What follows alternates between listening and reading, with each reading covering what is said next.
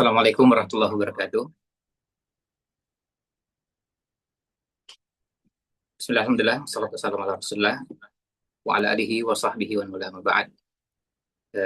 Para peserta kelas bedah buku Sirah Nabawiyah yang kami hormati.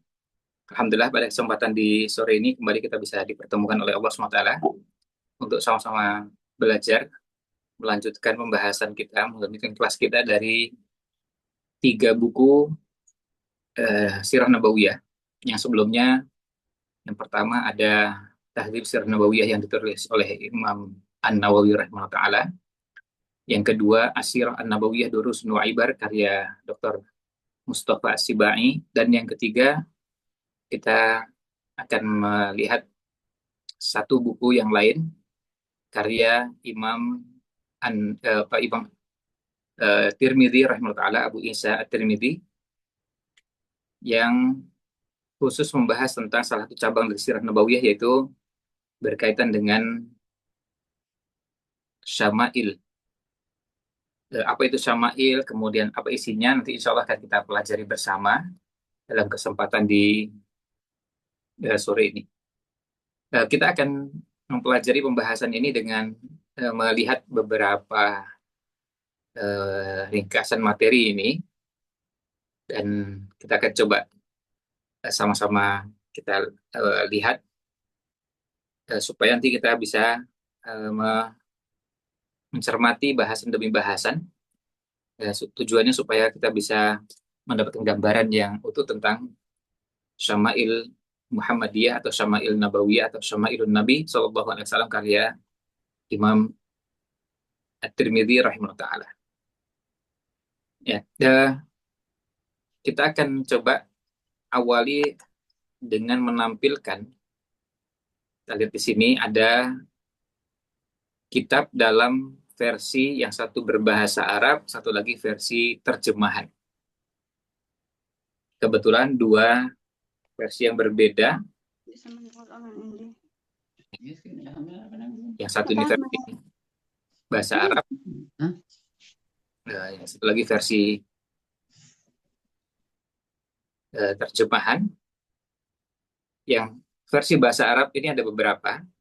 Salah satu di antaranya yang ada di hadapan kita ini ada Mukhtasar Asy-Syama'il Al-Muhammadiyah karya Imam Tirmidzi, dan yang menyusun ini adalah Syekh Muhammad Nasiruddin Al-Albani. Teks bahasa Arabnya ada juga ya, Syama'il Muhammadiyah yang ditahqiq oleh Syekh Izzat Ad-Da'as, kemudian juga ada tahqiqnya Muhammad Awamah yang mentahqiq naskah dari Syama'il Muhammadiyah. Ada beberapa versi, paling tidak minimal 3 versi itu yang cukup dikenal atau populer dan banyak bertebaran, banyak digunakan juga oleh para pembelajar, para penuntut ilmu. Sementara yang sebelah kiri ini adalah versi terjemahan yang paling laris, ya. Jadi yang ada di sebelah kiri ini versi terjemahannya yang kita lihat di sini kebetulan paling laris karena memang paling banyak diterbitkan dan sudah diterbitkan puluhan ribu eksemplar. Selain versi bajakannya. Jadi ini sudah sangat banyak versi aslinya, versi terjemahnya ini. Di tahun lalu saja, di awal tahun lalu, itu sudah tidak kurang dari 20.000 eksemplar yang sudah diterbitkan. Dan setelah itu masih terus berproses dan masih dijual secara luas oleh masyarakat. Banyak kalangan dan dijual online, dijual offline, dan penerbitnya Ummul Qura Solo. Nampak terlihat di sini Syama'ilun Nabi, terjemahnya tulisan Arabnya Syama'ilun Nabi, tapi terjemahnya Syama'il Muhammad Sallallahu Alaihi Wasallam, mengenal pribadi agung Rasulullah Sallallahu Alaihi Wasallam. Ini salah satu versi cetakan. Tentu versi cetakan yang lain juga ada, tetapi ini kita tampilkan hanya salah satu versi. Ya, karena tentu kalau mau ditampilkan semua, dia akan terlalu panjang. Kita tidak ingin terlalu panjang membahas tentang versi-versi cetakan yang ada. Nah, paling tidak kita menyinggung dan mengutip beberapa contoh ya, cetakan yang ada. Selanjutnya, kita lihat di sini, kita akan coba memberikan sedikit pengantar tentang Syama'il Muhammadiyah atau Syama'ilun Nabi Shallallahu Alaihi Wasallam. Yang kemudian nanti kita juga akan eh, akan coba pelajari beberapa hal terkait dengan buku karya Imam At-Tirmidzi rahimahullah taala ini. Nah, kita mulai dari pendahuluan bahwa orang yang memperhatikan kisah hidup para tokoh, tokoh besar ya, tentunya bukan tokoh biasa-biasa. Sepanjang sejarah, sejak dulu sampai sekarang, pasti melihat betapa besarnya perhatian manusia terhadap kehidupan, sifat, dan akhlak mereka. Kisah-kisah itu terus diceritakan turun-temurun, agar kita bisa mengambil pelajaran dari kebaikan dan kehebatan mereka. Jadi, mengambil inspirasi. Nah, di antara tokoh yang begitu banyak, dari semua tokoh besar ini ada, tentu kalau mau dikerucutkan, ada yang coba mengerucutkan jadi 100 tokoh, ada yang mengerucutkan sekian tokoh, tapi di antara tokoh terbesar tersebut adalah Nabi Muhammad Shallallahu Alaihi Wasallam. Dia adalah manusia paling agung sepanjang masa. Lewat beliau, Allah SWT membimbing manusia dari kegelapan menuju cahaya kebenaran. Beliau adalah rahmat bagi semesta, penutup para nabi, para rasul, pemilik akhlak yang paling mulia. Semoga salat serta salam senantiasa tercurahkan kepada Nabi Muhammad Shallallahu Alaihi Wasallam. Karena itulah sejak dulu hingga sekarang para ulama dan orang-orang soleh sangat serius mempelajari dan mencatat segala hal tentang Nabi Muhammad Shallallahu Alaihi Wasallam. Baik fisik, akhlak, kebiasaan, petunjuk, maupun ajaran beliau. Mereka nulis buku, menggelar majelis ilmu, dan menyebarkan kisah-kisah teladan beliau agar umat Islam bisa meneladani hidupnya dengan benar. Dan semakin banyak yang ditulis, maka semakin mudah orang untuk mengakses. Ya, semakin mudah orang untuk mengakses. Nah, dengan mempelajari sifat-sifat mulia Nabi Muhammad SAW, kita, ya, cinta kita kepada beliau akan semakin dalam. Dan kita pun bisa meniru akhlak beliau dalam kehidupan sehari-hari. Semoga kita semua bisa mengikuti jejak Rasulullah SAW dengan sebaik-baiknya. Nah, sekarang kita coba untuk menerjemahkan apa sih sebenarnya makna dari syama'il. Secara bahasa, kata syama'il itu istilah yang terdiri jadi ilmu syama'il. Ya, ada ilmu, ada syama'il. Untuk bahasan ilmu nanti kita persingkat saja karena ini nanti pembahasannya berhubungan dengan ilmu-ilmu yang lain dan sudah mungkin didapatkan pada beberapa materi selain materi kita ini. Tetapi yang jelas ilmu syama'il ini adalah cabang dari ilmu sirah nabawiyah, cabang dari sejarah Nabi Muhammad SAW. Artinya kalau kita bicara tentang sosok Nabi Muhammad SAW, salah satu bahasannya adalah berhubungan dengan syama'il. Artinya kalau kita bicara tentang sosok Nabi Muhammad SAW, kita tidak mungkin lepas dari bahasan tersebut karena kita nanti akan bicara tentang fisik dan akhlak Rasulullah SAW. Tidak mungkin kita bicara sirah nabawiyah lalu sama sekali tidak membahas tentang fisik dan akhlak Rasulullah Shallallahu Alaihi Wasallam. Nah, kalau ilmu itu lawan dari jahil, alim, jahil. Nah, sementara secara istilah ilmu itu mengetahui sesuatu sesuai dengan hakikatnya, atau mengetahui sesuatu sebagaimana mestinya. Itu namanya ilmu. Maka ketika kita bicara tentang ilmu sirah nabawiyah, juga kita ingin mengetahui ilmu tersebut sebagaimana mestinya.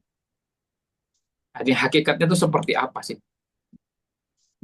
Nah, sementara kata syama'il secara bahasa, menurut Ibnu Faris, syama'il ini dari akar kata shin, mim, dan lam, yang memiliki dua makna dasar yang saling terkait. Yang pertama, kata syama'il berasal dari akar kata yang menunjukkan makna meliputi. meliputi, mengelilingi sesuatu dari berbagai sisinya. Itu namanya syama'il. Syamalahu. Syamalah itu artinya meliputi. Syamlah itu artinya jenis kain yang dipakai untuk menutupi badan, seperti selimut. Kalau jama' Allahu syamlahu, mudah-mudahan Allah menyatukan urusannya, maksudnya segala sesuatu menjadi teratur dan terkumpul dengan baik. Sedangkan makna kedua dari kata syama'il, jamak dari kata shimal, yang artinya kiri. Lawan dari kata kanan. Al-yadus shimal artinya tangan kiri. Menurut Imam Az-Zabidi, kata ashimal itu berarti tabiat atau akhlak. Dan bentuk jamaknya adalah syama'il. Menurut Ar-Raghib Astirjani, kata shimal digunakan untuk menggambarkan sifat manusia. Karena sifat itu meliputi diri seseorang. Seperti halnya pakaian meliputi badan. Jadi artinya punya hubungan yang erat antara makna bahasa dengan makna istilah. Jadi ketika kita menyebut bahwa syama'il itu sifat manusia, karena sifat itu meliputi seseorang. Meliputi seseorang seperti kalau orang berpakaian. Meliputi tubuhnya. Maka dari situ kita bisa lihat secara bahasa makna syama'il itu bisa berarti mencakup, meliputi, bisa berarti sisi atau aspek, bisa bermakna tabiat dan watak, atau juga bisa bermakna akhlak. Oleh karena itu, syama'il ya secara bahasanya hal-hal yang menyelubungi, meliputi manusia dari segi tabiat, akhlak, serta sifat-sifat yang melekat padanya. Ini makna syama'il. Sementara kalau kita kaitkan dengan sebagai ilmu khusus, ilmu syama'il. Nah, Imam Ad-Nabhani mengatakan ulama hadis menggunakan istilah syama'il untuk merujuk pada akhlak mulia Nabi Muhammad SAW dan juga menggambarkan penampilan fisik beliau secara majazi atau kiasan.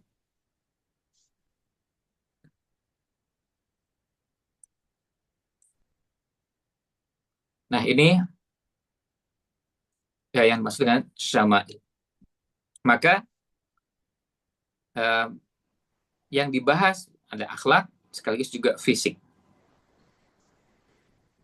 Jadi ilmu syama'il itu membahas sifat-sifat Nabi Shallallahu Alaihi Wasallam, baik fisik maupun akhlak, keadaan mulia beliau, ibadah, zuhud, serta perilaku beliau terhadap diri sendiri, keluarga, sahabat, dan seluruh manusia. Nah, kemudian kalau kita sekarang mencoba untuk masuk ke buku Syama'il karya Imam Tirmidzi. Ketika kita coba masuk ke buku Syama'il karya Imam Tirmidzi, sebelumnya ketika kita menyebutkan Syama'il ini, memang penamaannya ada beberapa versi.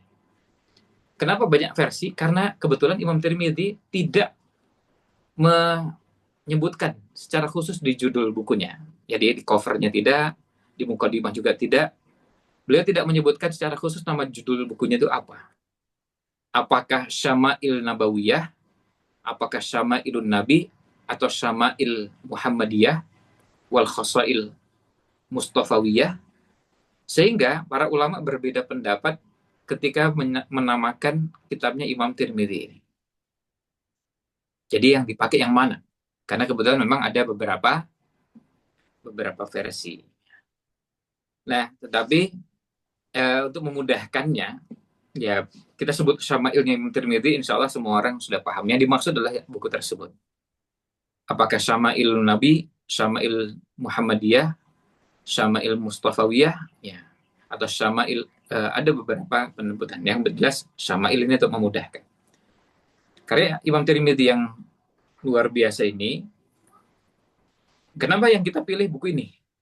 Karena ini adalah karya Imam Tirmidzi yang termasuk paling awal dan paling penting dalam bidang ini.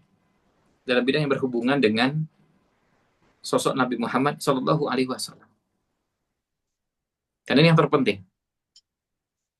Kitab ini membahas sifat-sifat, keadaan, dan kemuliaan Nabi Shallallahu Alaihi Wasallam. Nah, secara garis besar dari bab-babnya yang ada, nanti kita akan sebutkan di bagian akhir ada jumlah babnya dan judul-judul babnya. Nah, dari bab-bab yang ada itu nanti kita bisa lihat ya apa saja bahasannya.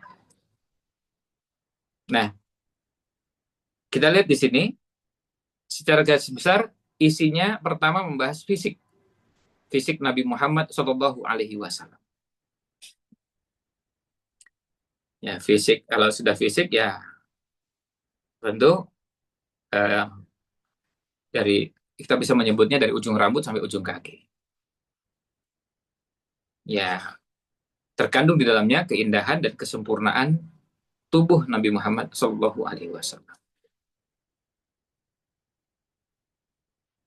Nah, isinya macam-macam, riwayatnya berbeda-beda, dan judul babnya juga nanti beragam. Yang jelas di situ nanti akan ada bahas tentang khatamun nubuwah, tanda kenabian. Kalau bicara rambut, dari mulai panjang rambut, warna rambut, bentuk rambut, semir rambut, perawatan rambut, potong rambut, nyisir, dan seterusnya. Kemudian bahas tentang celah, pewarna. Kemudian ada bahas tentang pakaian. Pakaian, sandal, cincin, pedang, baju besi, sarban, sarung. Itu berhubungan dengan bahasan fisik karena melekat. Kemudian ada pembahasan tentang kehidupan sehari-hari. Nah, ini juga masuk dalam syama'il. Misalnya cara berjalan, duduk, berbaring, alas tidur, bantal beliau.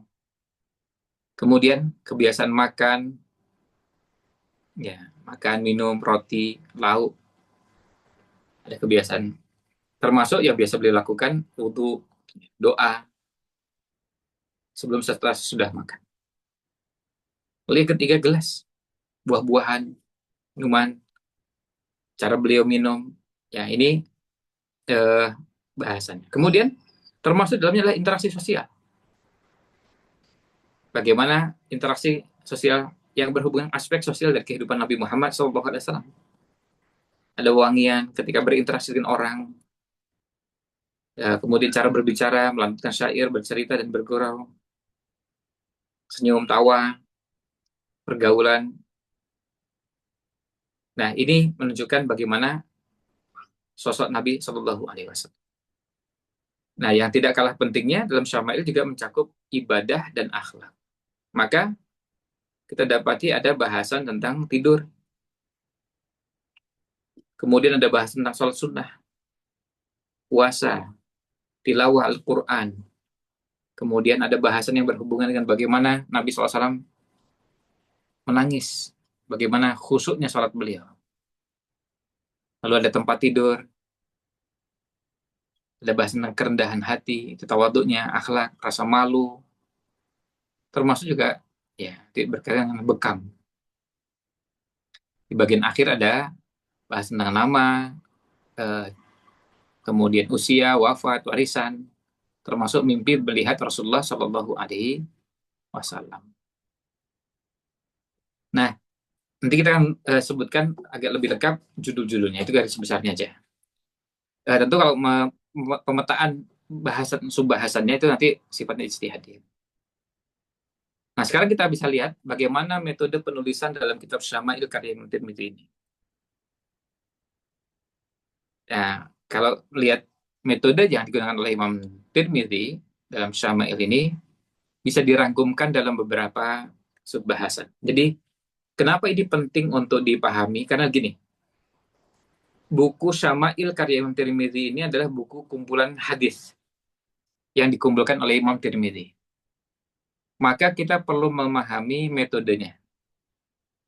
Kecuali kalau gini, kalau temanya kita ingin belajar tentang Syama'il, tapi yang sudah ringkas lah, nggak usah sampai disibukkan dengan membahas hadis, riwayatnya, sanad, dan yang lainnya. Berarti pilihan bukunya bukan buku Syama'il karya Imam Tirmidzi.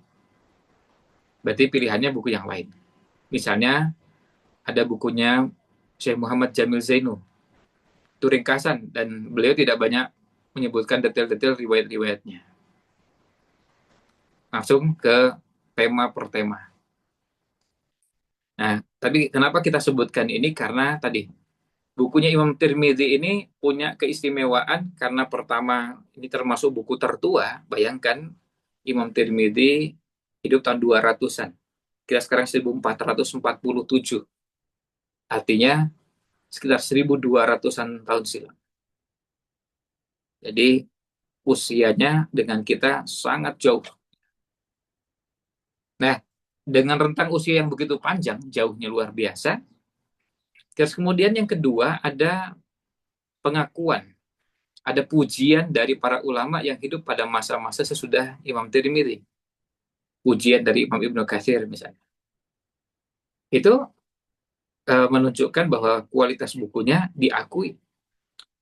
Kalau kita menulis buku yang memuji teman dengan yang memuji orang yang selevel bahkan di atasnya, artinya kalau buku karya ulama dipuji oleh ulama lain dan diakui bahwa bukunya bagus, itu memang berarti ya bagus. Artinya Imam Ibnu Katsir ketika memberikan pujian kepada buku Imam Tirmidzi ini dengan hidup di abad yang berbeda. Selisihnya bukan 100 tahun, selisihnya 200-an tahun lebih. Nah, dengan rentang yang begitu jauh, atau sekitar 200-an tahun ya, kira-kira, Imam Ibnu Katsir nggak ada kepentingan dengan Imam Tirmidzi. Maksudnya, bukan karena teman dekat, teman akrab, bukan sama sekali. Karena hidup di abad yang berbeda. Rentangnya kira-kira 200-an tahun. Tapi ketika Imam Ibnu Katsir menelaah, ternyata bukunya bagus. Nah, itu berarti dipuji oleh Imam Tirmidzi. Oleh Imam Ibnu Katsir bahwa ini buku Imam Tirmidzi ini bagus. Nah, selain juga Imam Tirmidzi sebagai seorang ahli hadis, beliau juga memberikan komentar terhadap riwayat-riwayat yang ada. Nah, ini yang terkait dengan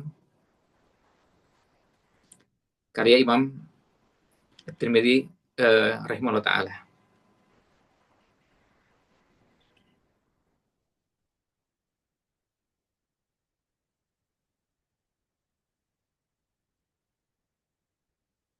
Nah, sekarang kita lihat metodenya. Dan begini, kalau bagi sebagian kita yang tidak mendalami ilmu hadis, kalau mau membeli buku Syama'il, saya menyarankan Syama'il yang dengan syarahnya, dengan penjelasan. Sebab kalau buku yang ada isinya cuma hadis. Isinya cuma hadis. Kalau dengan syarah atau penjelasan, ini akan membantu kita.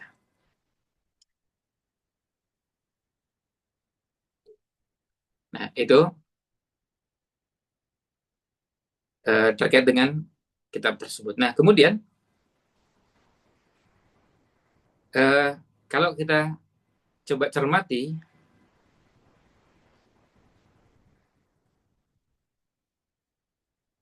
apa yang disampaikan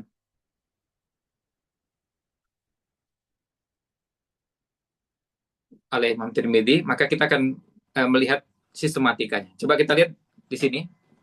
Ada metode yang digunakan oleh Imam Tirmidzi dalam Syama'ilnya. Nah, yang pertama, pembagian bab dan jumlah hadisnya. Kalau menggunakan salah satu versi, dan ini versi yang terbanyak, Imam Tirmidzi membagi hadis dalam kitabnya ini menjadi 56 bab. Ya, kalau ada perbedaan penghitungan, bisa bertambah atau berkurang karena perbedaan naskah dalam memisahkan atau menggabungkan beberapa bab.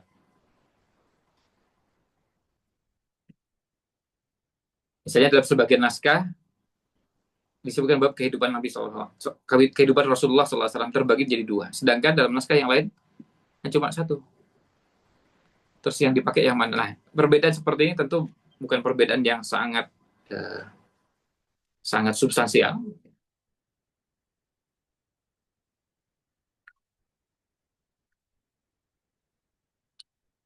Nah, ini terkait dengan jumlah babnya.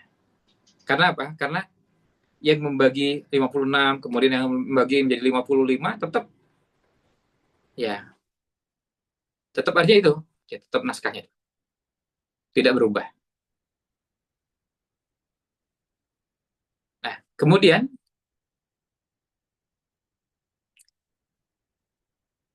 yang berikutnya, setiap bab diberi judul.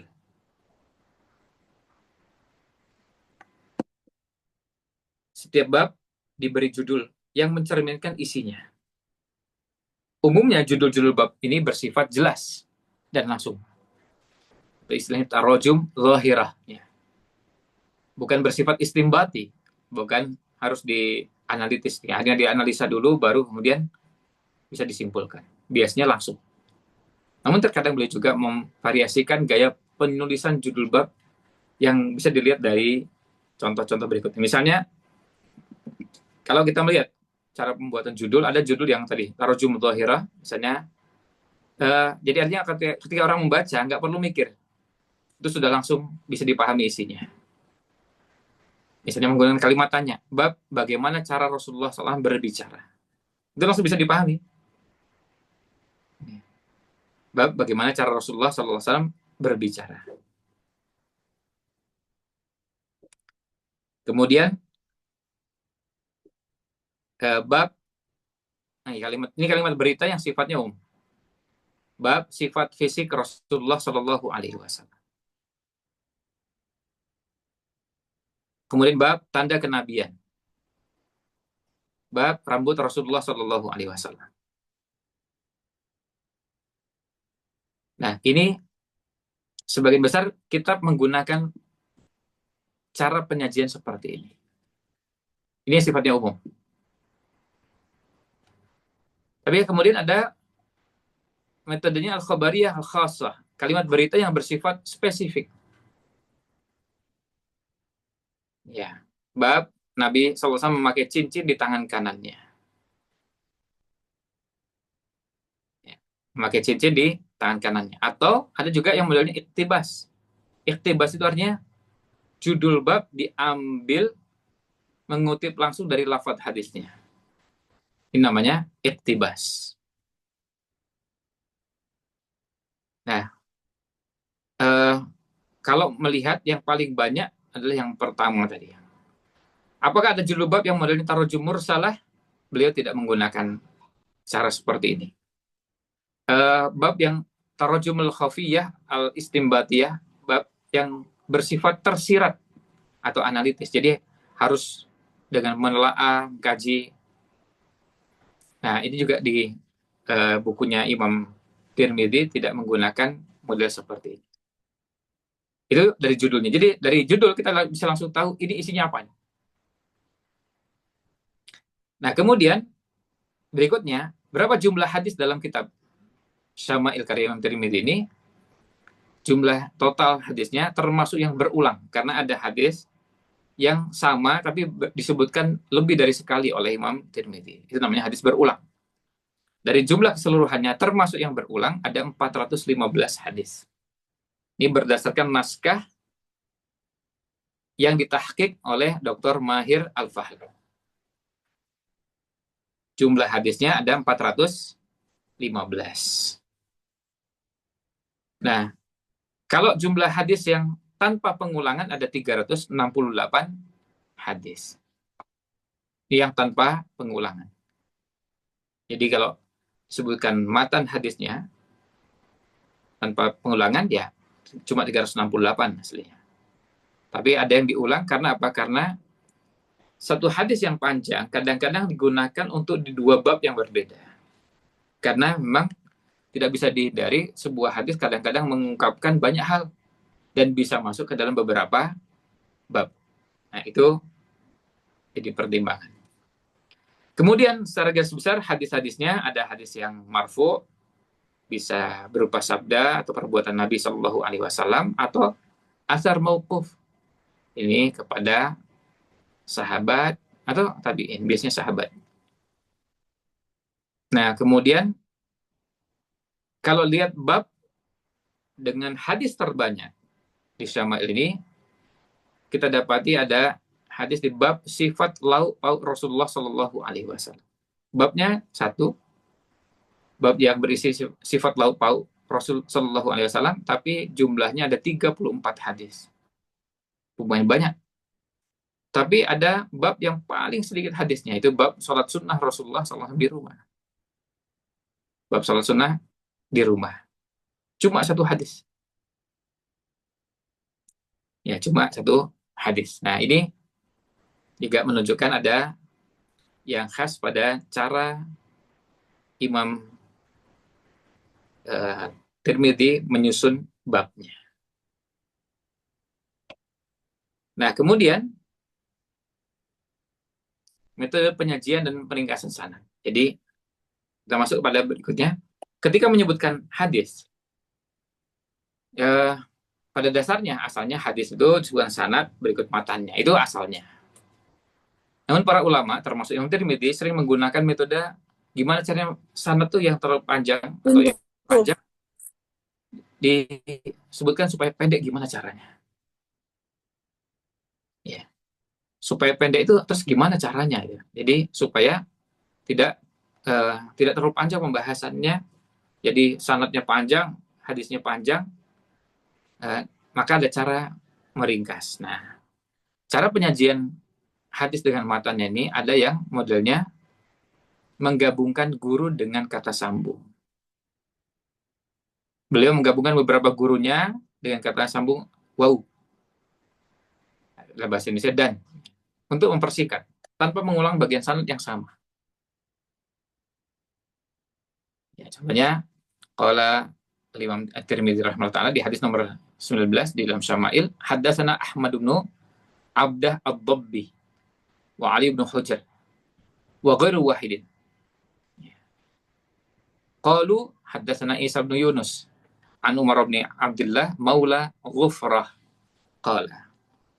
Jadi telah menceritakan kepada kami Ahmad bin Abdah ad-Dabbi, kemudian Ali bin Hujr dan yang lainnya. Jadi sekaligus supaya nggak sebutkan semuanya satu persatu sanadnya, ya langsung aja gabungkan. Ini yang di guru beliau siapa aja. Nah,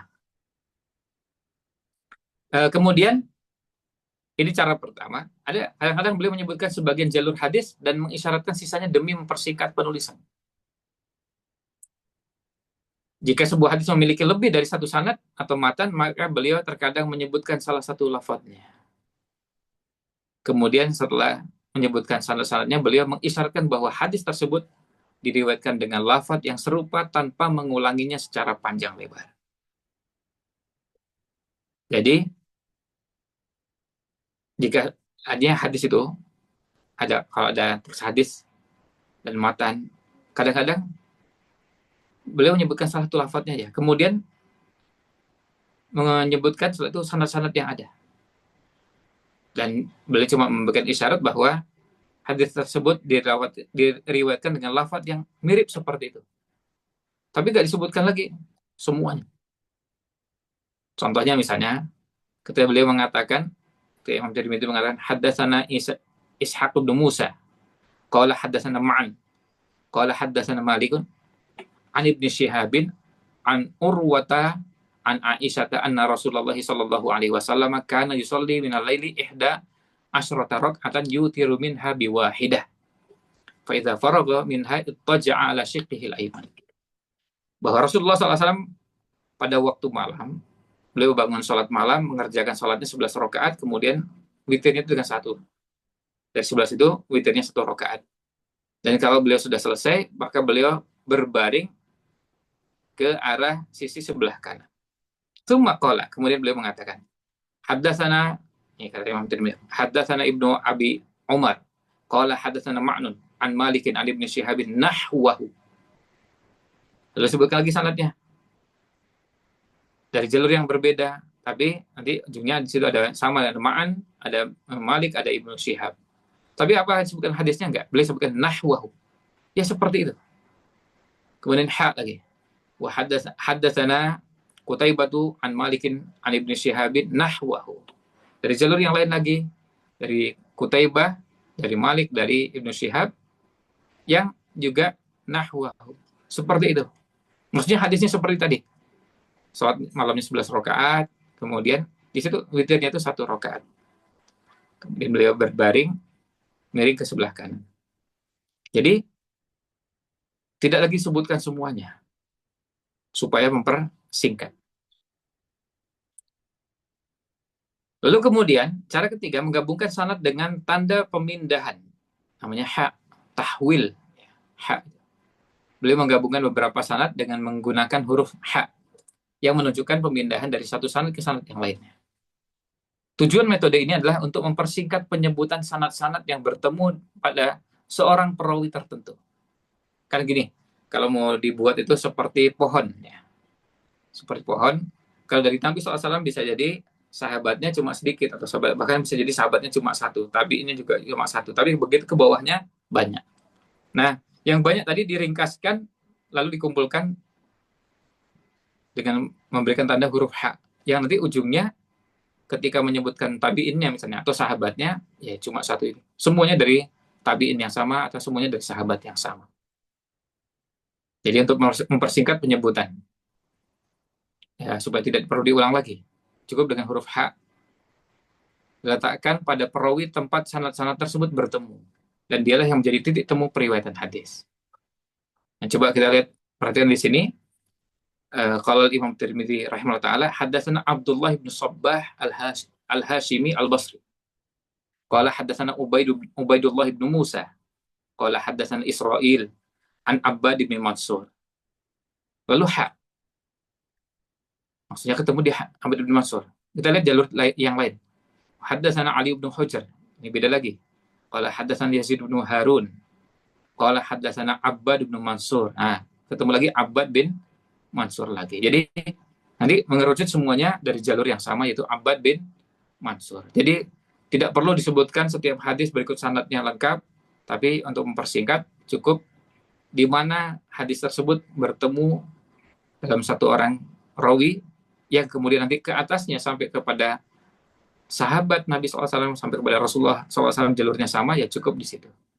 Ini untuk mempersingkat. Jadi supaya tidak terlalu panjang sanad hadisnya. Nah, kemudian, dan ini kelebihan yang dimiliki oleh Syama'ilnya Imam Tirmidzi, Imam Tirmidzi juga memberi komentar dan menilai hadisnya. Nah, meskipun kalau di kitab Jami Sunan Tirmidzi, Imam Tirmidzi tidak banyak memberikan penilaian tahqiq terhadap hadis-hadis dalam kitab kitab Syama'il. Kalau di Sunan Tirmidzi, umumnya hadisnya diberikan komentar, tapi pada Syama'il tidak semuanya. Ya, tidak semuanya. Tapi kalau beliau sudah sampai memberikan komentar, itu sudah sangat membantu kita. Karena apa? Karena yang memberikan komentar ini seorang ahli hadis. Karena membantu kita. Kita yang nggak ngerti hadis, kita yang pengetahuan hadisnya terbatas, kalau hadisnya sudah dikomentari oleh Imam Tirmidzi, kan kita rasanya dipersingkat ya, prosesnya, waktunya, nggak perlu lagi nanya ini hadisnya gimana. Kita cuma bilang aja, oh ini kata Imam Tirmidzi begini hadisnya. Selesai. Contohnya misalnya di sini ada Imam Tirmidzi rahimahullah taala mengatakan, haddatsana Ahmad bin Khalid al-Khallal, qala haddatsana Yahya bin Ishaq as-Sailahani, qala haddatsana Laits bin Sa'd an Yazid bin Abi Habib an Abdullah bin Al-Harits, qala ma kana dhahiku Rasulullah sallallahu alaihi wasallam illa tabassuma. Di hadisnya menceritakan bahwa Rasulullah sallallahu alaihi wasallam ketawa ya cuma tersenyum aja. Qala Abu Isa, kata Imam Abu Isa, maksudnya Abu Isa itu Imam Tirmidzi, hada hadisun gharibun min hadis Lais bin Sa'ad. Hadis ini adalah hadis gharib yang diriwayatkan dari jalurnya Lais bin Sa'ad. Jadi jalurnya nggak banyak. Nah, kemudian contoh yang lain, Imam Tirmidzi rahimahullah taala mengatakan, haddatsana Sufyan bin Waqi', qala haddatsana Abi an Syarikin an Utsman bin Mauhibin, qala su'ila Abu Hurairah hal khadaba Rasulullah sallallahu alaihi wasallam, qala na'am. Qala Abu Isa wa rawa Abu Awanata hadzal hadis an Utsman bin Abdullah ibni Mauhibin qala an Ummi Salamah. Ini berkaitan dengan apakah Rasulullah SAW memakai pewarna rambut? Jawabnya iya.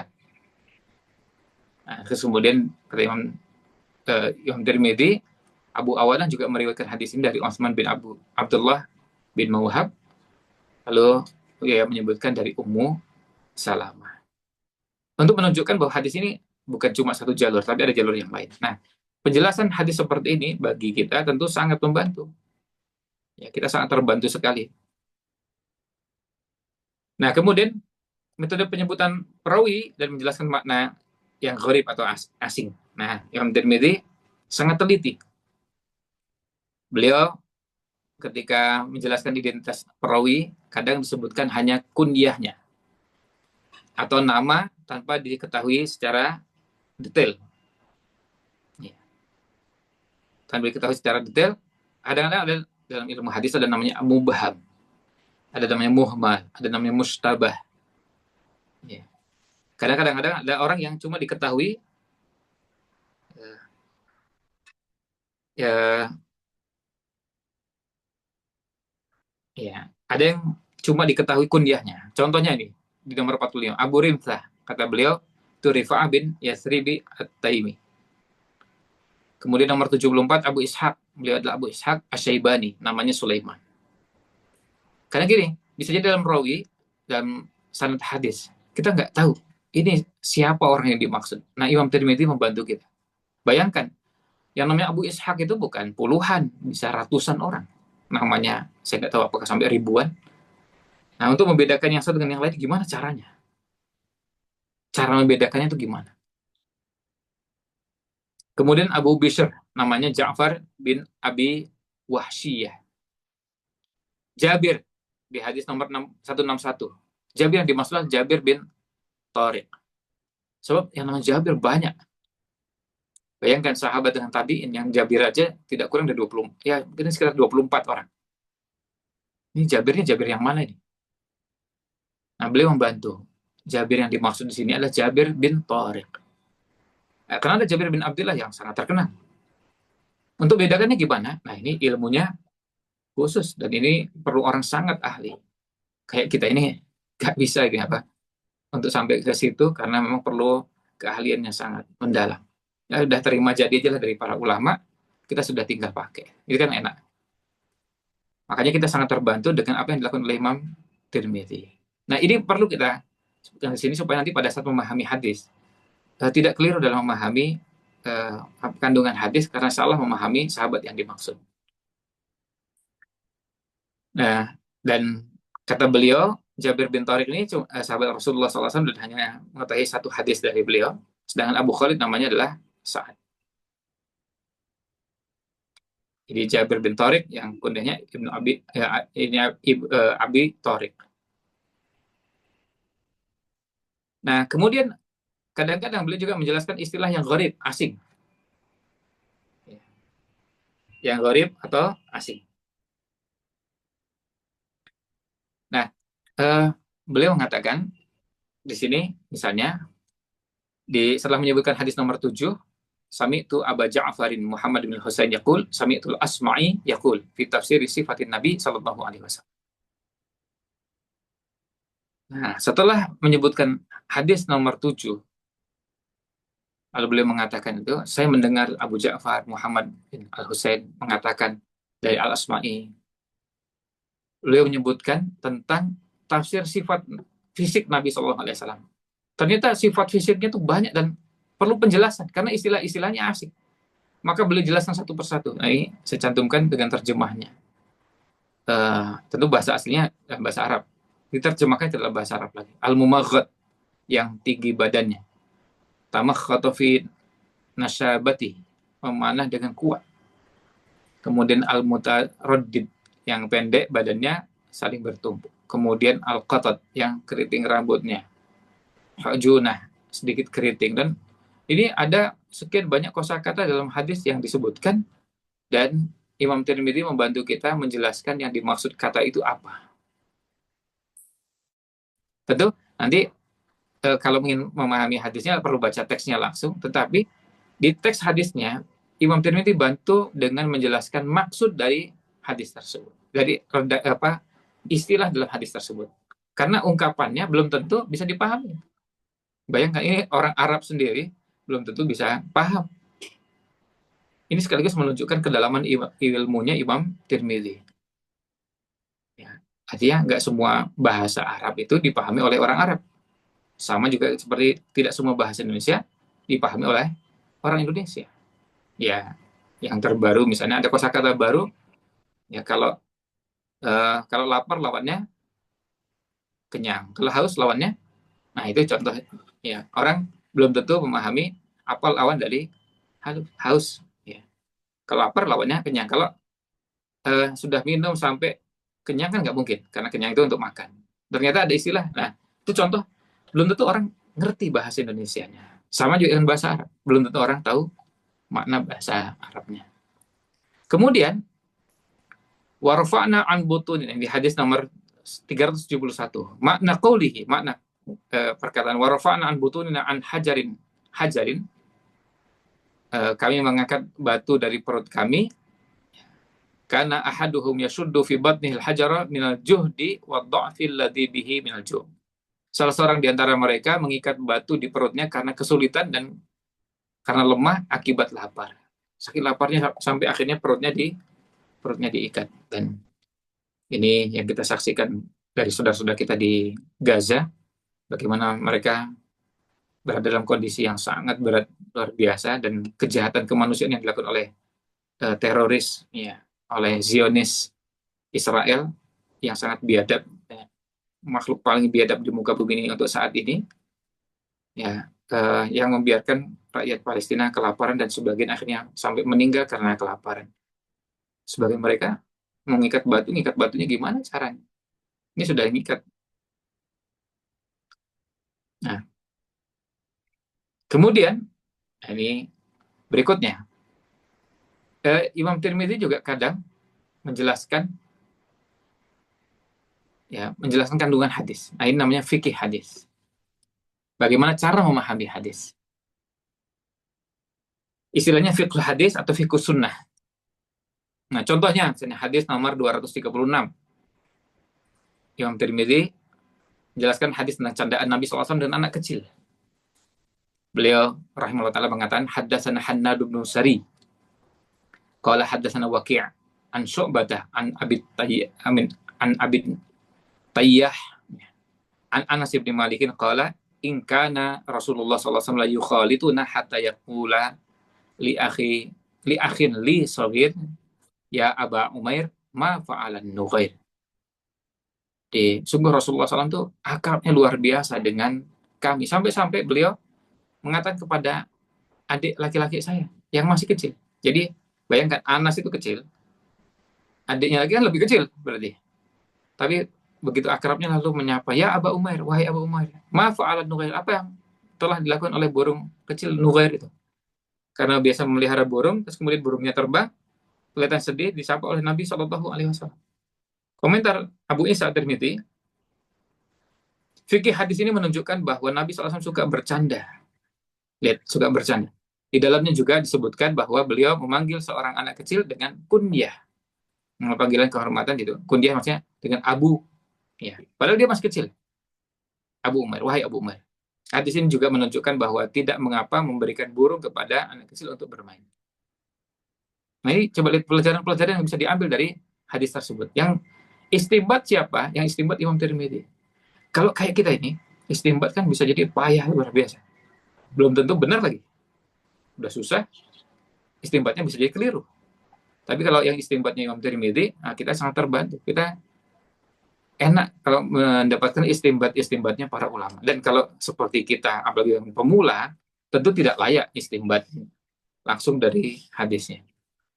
Kita belajarnya dari istimbatnya para ulama. Kesimpulan para ulama apa? Nah, itu yang kita baca, kita pahami. Nah, ketika Nabi SAW bertanya, wahai Abu Umair, apa yang terjadi pada burung kecil Nughair? Karena anak itu memiliki seekor burung yang biasa ia mainkan, lalu burung itu mati. Anak itu sedih. Maka Nabi SAW menghiburnya dengan candaan tersebut. Nah, ini yang dilakukan Nabi SAW. Selanjutnya, Bahasan berikutnya adalah bagaimana kualitas hadis dalam kitab Syama'il. Imam Tirmidzi tidak mensyaratkan kesahihan semua hadis yang ia cantumkan dalam kitabnya. Oleh karena itu, hadis-hadis dalam kitab ini bervariasi dari segi kesahihan dan kelemahannya. Mayoritas hadisnya sahih, sebagian termuat dalam Sahihain, Sahih Bukhari, Sahih Muslim. Dan salah satunya atau termasuk hadis sahih yang diriwayatkan oleh penulis kitab Sunan dan kitab lain yang mensyaratkan kesahihan. Artinya, jadi gini, hadis yang disebutkan oleh yang disebutkan oleh Imam Tirmidzi ini ada yang ternyata kita cek hadisnya sama dengan yang terdapat di Sahih Bukhari, sama juga yang terdapat di Sahih Muslim. Berarti apa? Ya sudah, sahih, aman, alhamdulillah. Atau juga sahih menurut penulis kitab hadis yang lain, para penulis kitab Sunan, Sunan Abi Daud, Sunan Tirmidzi, Sunan Nasai. Nah, namun terdapat juga sejumlah hadis yang dhaif, bahkan wahyi atau sangat lemah dalam kitab ini. Jadi status hadisnya, kualitasnya beragam, berbeda-beda. Makanya beberapa ulama memberikan penilaian. Karena tadi kita sampaikan juga bahwa Imam Tirmidzi tidak memberikan penilaian terhadap semua hadisnya. Dan beliau memang tidak mensyaratkan semua hadisnya sahih. Maka ada ulama-ulama di masa berikutnya yang memberikan komentar terhadap hadis-hadis yang dikutip oleh Imam Tirmidzi dalam Syama'ilnya. Kalau di zaman sekarang ada Syekh Muhammad Nasiruddin Al-Albani yang tadi covernya kita tampilkan di awal, bukunya berwarna putih biru, ya. Beliau meneliti hadis-hadis yang terdapat dalam Syama'il ini, lalu memberikan penilaian sahih dan dhaifnya, dan menurut beliau ada 52 hadis yang dinilai tidak sahih. Ini menurut Syekh Muhammad Nasiruddin Al-Albani rahimahullah ta'ala. Tentu ini juga suatu karya yang kita bisa gunakan dari salah seorang penulis di zaman sekarang yang memberikan penilaian terhadap hadis-hadis yang ada dalam kitab Syama'il. Terakhir, kita coba melihat daftar isi kitab Syama'il karya Imam Tirmidzi ini. Karena kita bisa bayangkan tadi jumlah hadisnya tanpa pengulangan 368. Jadi kalau mau mempelajari semuanya tentu perlu waktu yang tidak sebentar, ya. 368. Kalau satu hadis 1 menit berarti perlu waktu 368 menit. Itu kalau satu hadis 1 menit. Padahal jelas ada satu hadis yang tidak mungkin dibaca dalam 1 menit. Kalau hadisnya panjang, apalagi dengan terjemahan, rasanya sulit untuk bisa 1 menit. Berikut sanadnya. Tapi intinya, paling tidak kita punya gambaran tentang kandungan hadis-hadis yang terdapat dalam kitab Syama'il ini. Dan sekali lagi, hadis-hadis yang ada dalam kitab Syama'il ini disusun oleh Imam Tirmidzi dengan sistematika tertentu. Dan ini ijtihadnya Imam Tirmidzi. Kita bisa lihat lewat judul-judulnya. Yang pertama, bentuk tubuh Rasulullah Shallallahu Alaihi Wasallam. Yang tadi hadisnya, ini bentuknya tinggi atau pendek sih? Warna kulitnya putih apa? Coklat atau hitam atau apa? Kemudian lengannya bagaimana, tangannya, telapak tangannya, itu bentuk tubuh. Yang kedua, bentuk khatamun nubuwah, tanda kenabian. Dalam tubuh Nabi SAW ada tanda kenabian, khatamun nubuwah. Tanda kenabian itu, khatamun nubuwah itu ada di bagian belakang. Ada di bagian belakang, di pundak Rasul, di bagian tengah agak ke sebelah kanan dari tubuh Rasul Shallallahu Alaihi Wasallam. Tanda kenabian. Kemudian rambut. Untuk rambut Rasul Shallallahu Alaihi Wasallam, rambutnya dari mulai warnanya, kemudian panjangnya. Jadi rambutnya itu apakah coklat, hitam, atau sangat hitam, atau putih. Nah, yang berhubungan dengan rambut, cara bersisir Rasulullah Shallallahu Alaihi Wasallam. Cara nyisirnya kemana sih? Ke kanan, ke kiri, ke belakang, ke depan. Kemudian ada uban Rasulullah Shallallahu Alaihi Wasallam. Rambut putihnya berapa? Nah, disebutkan semua riwayatnya. Ada riwayat yang menyebutkan tidak lebih dari 20 helai. Ada riwayat yang menyebutkan 17. Ada riwayat yang menyebutkan 14. Beliau sebutkan riwayat-riwayatnya yang semuanya kesimpulannya bahwa jumlah uban Rasulullah SAW tidak lebih dari 20 helai. Kemudian semir rambut, masih berhubungan dengan rambut. Semir rambut ini boleh nggak sih? Kalau boleh, boleh nggak dengan warna hitam? Atau boleh dengan warna selain warna hitam? Kemudian ada celak, celak mata Rasulullah SAW. Lalu kemudian pakaian Rasulullah SAW. Kemudian khuf Rasulullah SAW. Lalu sandal, cincin,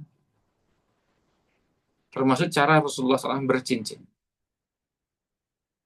Jadi cincinnya sendiri ada tulisannya Muhammadun Rasulullah, itu bentuk cincinnya.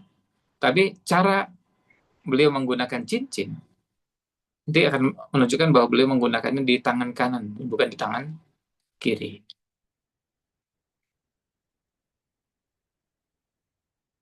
Berikutnya pedang, pedang Rasulullah Shallallahu Alaihi Wasallam. Lalu baju besi Rasulullah Shallallahu Alaihi Wasallam. Lalu topi besi Rasulullah Shallallahu Alaihi Wasallam. Kemudian sorban Rasulullah Shallallahu Alaihi Wasallam. Kemudian ada sarung Rasulullah Shallallahu Alaihi Wasallam.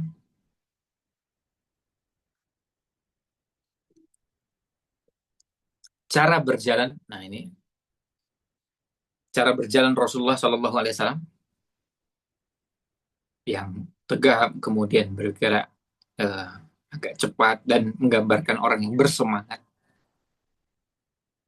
Kemudian kain penyeka Rasul Shallallahu Alaihi Wasallam, sikap duduknya, dan nanti ada pembahasan tentang beberapa cara duduk Rasulullah Shallallahu Alaihi Wasallam. Kemudian tempatnya, tempat bersandarnya Rasulullah Shallallahu Alaihi Wasallam. Kemudian cara bersandarnya, berteletannya, bertumbuh. Kemudian cara makan Rasulullah Shallallahu Alaihi Wasallam. Apakah cuma bahas tentang makan dengan tangan kanan? Ada nggak bahas tentang makan dengan 3 jari?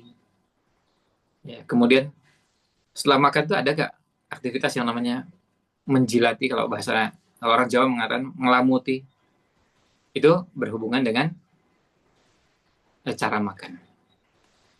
Kemudian jenis roti yang dimakan Rasulullah Shallallahu Alaihi Wasallam. Lalu ada bab tentang lauk pauk yang dimakan Rasulullah Shallallahu Alaihi Wasallam. Setelah itu masuk ke bahasan wudhunya Rasulullah Shallallahu Alaihi Wasallam. Ini oleh Imam Tirmidzi dimasukkan sebagai bagian dari syama'il. Lalu doa Rasulullah SAW sebelum dan sesudah makan. Sebelum makan doanya apa sih? Sudah makan juga doanya apa? Di bab yang ke-28, tempat minum Rasulullah Shallallahu Alaihi Wasallam. Tempat minumnya seperti apa? Lalu yang ke-29, buah yang dimakan Rasulullah Shallallahu Alaihi Wasallam. Bab ke-30, minuman Rasulullah Shallallahu Alaihi Wasallam. Minuman berbeda dengan cara minum Rasulullah Shallallahu Alaihi Wasallam. Artinya ada yang namanya minuman, ada yang namanya cara minum. Cara minum dua hal, dengan minuman beda. Kalau minuman itu artinya apa yang diminum. Kalau cara minumnya nanti seperti apa cara minum Rasulullah Shallallahu Alaihi Wasallam?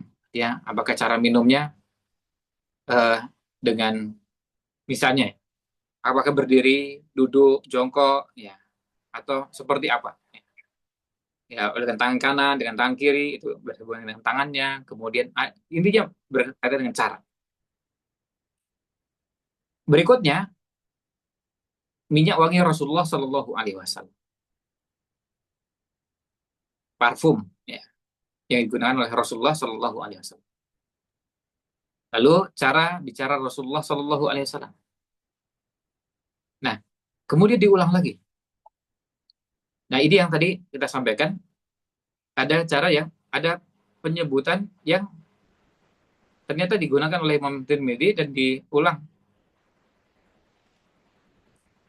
Apa yang membedakan satu dengan yang lainnya? Nah, ini menjadi ijtihad dari tentu ini haknya Imam Tirmidzi untuk memilih ini dipisahkan dengan pertimbangan tertentu.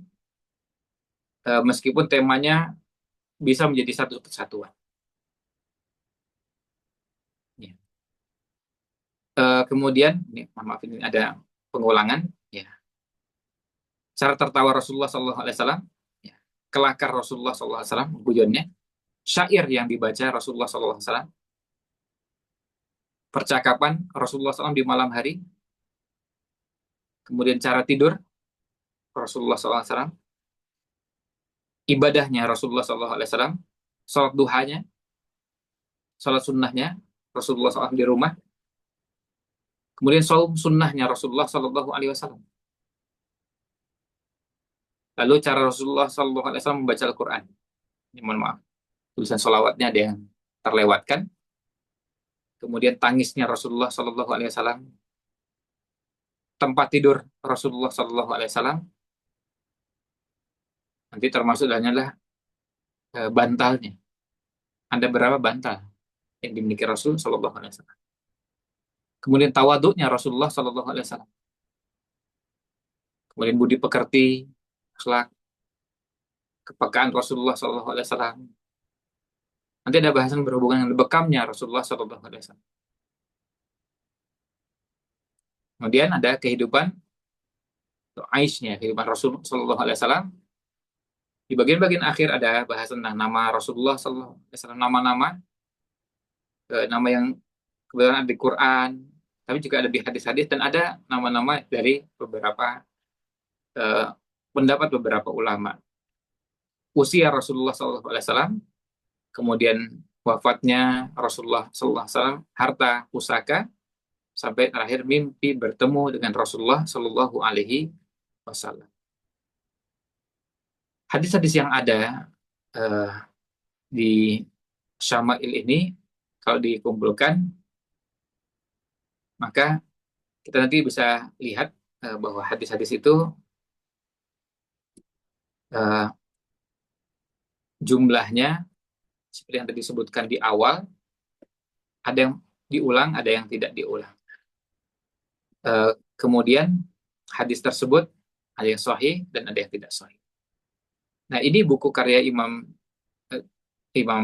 Tirmidzi rahimahullah taala, yang kemudian ada komentar status hadisnya dari Syekh Muhammad Nasiruddin Al-Albani yang ada sebelah kanan dengan judul Mukhtasar Asy-Syama'il Al-Muhammadiyah, karya Imam Tirmidzi yang sebelah kanan. Nah, di sini tadi yang kita sampaikan bahwa Syekh Albani menyebutkan sekitar 52 hadis yang dinyatakan menurut beliau hadisnya tidak sahih. Tapi selebihnya sahih. Nah, tentu ketika menyebutkan 52 bukan dari 368, tapi dari keseluruhan jumlah hadis yang ada. Dari keseluruhan jumlah hadis yang ada di Syama'il. Ya. Kalau di Syama'il itu ada, tadi kita sampaikan di sini, jumlah hadisnya. Nah, ketika disebutkan 52 dari 415. Nah, ini ulasan yang bisa kita sampaikan terkait dengan Syama'il. Ada hal lain yang, atau hal penting yang perlu kami sampaikan di sini, bahwa ketika kita membicarakan tentang Syama'il ini, kemudian bagi yang ingin membeli bukunya, kami menyarankan beli bukunya bukan matannya, bukan teksnya, teks hadisnya. Jadi kami menyarankannya membeli yang disertai dengan syarahnya. Kecuali begini, kecuali kalau mau ikut kajian yang akan menjelaskan tentang syarah hadisnya. Nah, kalau itu silakan, bisa beli cukup dengan matan hadisnya tanpa ada syarahnya. Nanti syarahnya dari penjelasan yang didapatkan dari ustadz yang mengurai, memaknai, menjelaskan kandungan hadisnya. Karena memang hadisnya ya kita bisa bayangkan memang tidak bisa ini ya, tidak bisa mencukupkan dengan satu atau dua syarah. Jadi kalau melihat pengalaman yang ada, memang syarah yang satu dengan yang lainnya saling melengkapi. Apakah ada syarah yang berbahasa Indonesia? Sudah ada. Syarahnya Syekh Abdul Razak bin Abdul Muhsin Al-Abbad, tetapi ada syarah yang lain yang juga tidak kalah bagusnya, yang disampaikan oleh misalnya Syekh Muhammad Shalih Al-Munajjid, melengkapi yang beliau sampaikan. Juga ada syarahnya lagi ada beberapa buku-buku syarah yang lain. Memang sulit untuk ditemukan ada syarah yang lengkap. Yang lengkap selengkap-lengkapnya itu nggak ada. Yang ada ya eh, apa ya, ada hadis yang nggak terlalu lengkap.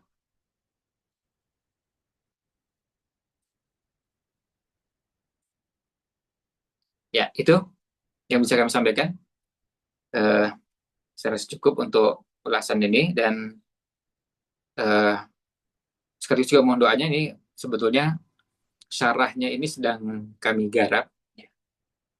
Tapi baru selesai sekitar 70-an hadis dari 415 ini. Jadi lumayan masih panjang sebenarnya. Nah, itu yang bisa kami sampaikan. Dan kalau saat itu ketika kami bikin syarah juga atas permintaan dari penerbit. Jadi penerbit yang menerbitkan buku ini, saya lihat yang warna kuning ini,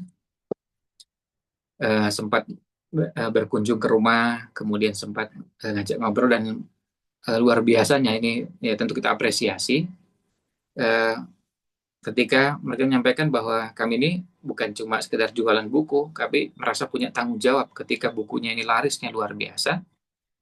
Ternyata banyak yang mengeluhkan, nah, kalau kami baca begini ternyata beberapa hadis kami nggak paham maksudnya apa ini. Akhirnya perlu syarah. Maka coba kita buatkan syarahnya, tapi memang ternyata ya lumayan panjang ya. Jadi susah juga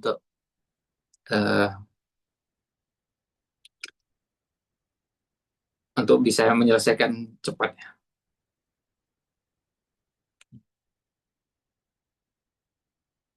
Ya itu eh, mohon doanya, mudah-mudahan bisa apa bisa ya apa bisa selesai. Dan tentu kalau ada yang sudah ternyata menulis dalam bahasa Indonesia dengan ulasan penjelasan yang lengkap dan bagus, tentu kita juga dukung, ya kita apresiasi, karena intinya adalah gimana muncul syarah yang bisa digunakan oleh umat, ya, masyarakat secara luas. Nah itu eh, kami rasa cukup untuk ulasan yang bisa kami sampaikan. Mudah-mudahan ada manfaatnya. Mohon maaf jika kurang berkenan. Wallahu a'lam. Sallallahu alaihi wasallam ala Nabi Muhammad wa ala alihi wa sahbihi ajma'in.